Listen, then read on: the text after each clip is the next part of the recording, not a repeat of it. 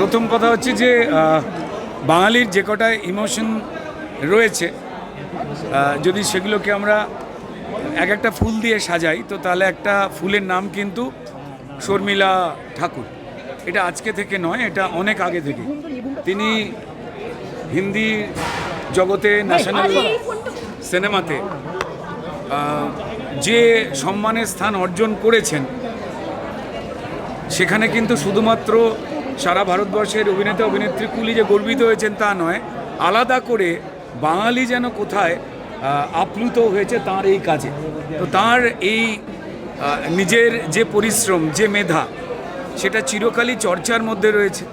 গর্বিত করেছে মুম্বাই ফিল্ম ইন্ডাস্ট্রির সঙ্গে সঙ্গে বাংলা ফিল্ম ইন্ডাস্ট্রিকে। এতগুলো বছর পর তার আবার এই কাজ